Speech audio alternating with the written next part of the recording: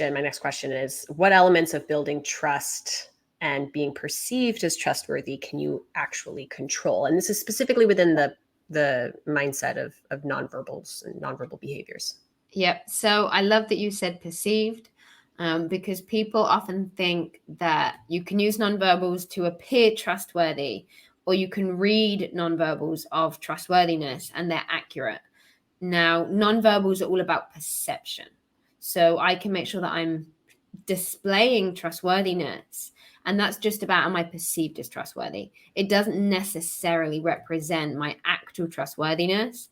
You might be a very trustworthy person, but not be very nonverbally intelligent.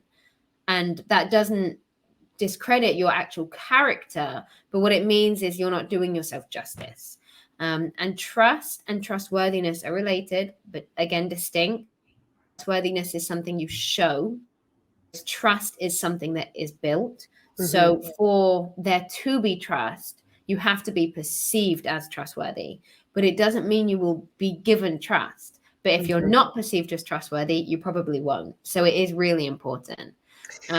And when it comes to being perceived as trustworthy, again, like you said, focusing on nonverbals is the greatest way to be perceived as trustworthy, because trust is built within milliseconds. 33 milliseconds, we make a judgment of whether someone is perceived as trustworthy or not.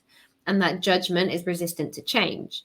And that is all through nonverbals. So we make a judgment of trustworthiness prior to speaking to that individual. So the only thing we have to go off is that nonverbal expression. Right. I think there's often a disconnect between how people interpret nonverbals and what that person might actually be like, right? I think it's easy to, like, we've evolved to make these kinds of snap judgments for our safety, right? As human beings, but then you have to be really careful with actually leaning in and allowing some of those judgments to reflect back on you, who you think this person may be. We see the same thing frequently with facial expressions. Like, the difference between a detected facial expression and a felt sense of emotion are very different, right? Someone can be feeling quite at ease and attentive, but their facial expression reads as angry or completely disinterested, right? Yeah, and that's the thing, because our nonverbals do show our inner states. Absolutely. That's what they've evolved to do. They've evolved to communicate, and they are a behavioral manifestation of our internal states and of our nervous system reactions, of course. However, we do have a perception management ability. So when I'm teaching nonverbals, when I'm teaching it as an observer, I say, look past the nonverbals.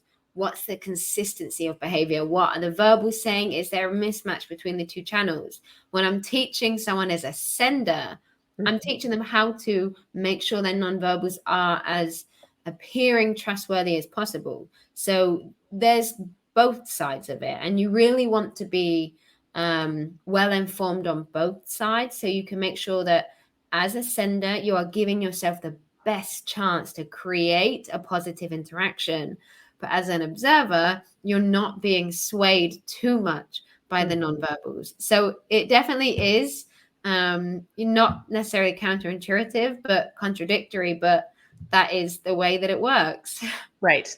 Absolutely. And that distinction is so between, like, what can you do as someone who's presenting or speaking or communicating? What are the choices you want to make to ensure that the message you intend to send is congruent with the nonverbals you're displaying, right? Like, that's one bucket of muscle development. And then on the other side of it, it's as a reader of nonverbals, right? Yeah, you definitely want to be looking for more than just these isolated cues that maybe you read somewhere that crossed arms means that this person's closed, right? And it's like, actually, maybe not. And I think what's important is when we teach nonverbals to say how to appear trustworthy, it's not a case of how to fake trustworthiness. I encourage you to show trustworthy behaviors, be consistently trustworthy, absolutely. But a lot of people really struggle with actually using their behaviors to show their emotions, to show that they feel positive, to show they are active listening. And we want to make sure we give them the upper hand, the best ability to do so. We don't say, how to appear trustworthy and actually be manipulative. Right. Because if you're having a long-term interaction, that's going to be obvious, because it's very difficult to engage in strict impression management across a long period of time, because our true behaviors do come out and then people feel deceived. And we never encourage that. Mm-hmm. But we do want to make sure that people who are trustworthy and people who do want to facilitate cooperation and have a positive interaction, they have access to understand what skills they need to display. Because confidence is something that is often very difficult to obtain, and it is difficult to show, but it is very, very important. And we wouldn't say, oh, you're not confident, so therefore don't display it. We want to say, even if you don't feel it, this is how you appear confident. And then through the appearance of confidence, you can learn confidence. So it's really about creating positive interactions and giving yourself and others the best way to have that upper hand, not about trying to be manipulative and pretend to be trustworthy and not being trustworthy. Right. It's so interesting. I feel like people are going to have to go through this conversation a number of times, because like the level of nuance is pretty specific. Yeah. Like, it's like Amy Cuddy's work, wherein you can have the way you assemble your body can actually influence your own affect and the way that you perceive yourself in a moment. So you can almost use the nonverbals to help you get from one state into another state. But you want to be careful about that. Like, it's like, then you're like, okay, so how do I balance that with like being authentic and like not manipulating? And it takes practice. It's like you said, that you might have to go back and listen a couple of times, because people think that nonverbals is so simple. And it is simple, but just because it's simple doesn't mean it's easy.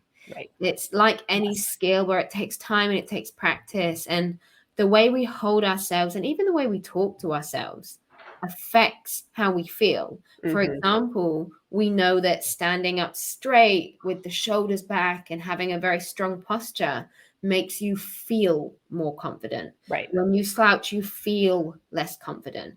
But also, before we do something, say I'm looking in the mirror and I go, I can't do it. Well, what do you think happens?